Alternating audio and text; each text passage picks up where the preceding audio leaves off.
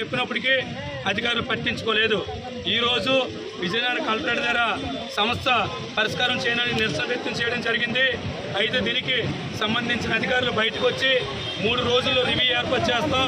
3 రోజులు రివ్యూ ఏర్పాటు చేసిన తర్వాత కలెక్టర్ గారి దగ్గర మీకు కూర్చోబెట్టి ఏ గ్రామానికి ఏ సమస్య ఉందో విడివిడిగా ఇవ్వమని చెప్పారు. 3 రోజుల్లో అధికారులందరూ కూడా ఎన్ని గ్రామాలకు వచ్చేలా చేస్తాం, సమస్య పరిష్కారం చేస్తామని హామీ ఇచ్చారు.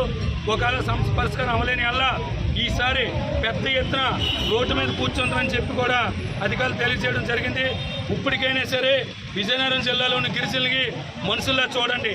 చాలా గ్రామాలకి స్కూళ్ళు ఉన్నాయి, కానీ స్కూల్ టీచర్ రాడు. చాలా గ్రామాలకి స్కూల్ లేవు.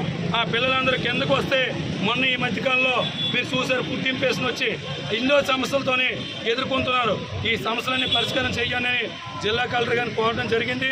తక్షణమే కలెక్టర్ గారు రాగానే రివ్యూ ఏర్పాటు చేసి సమస్య పరిష్కారం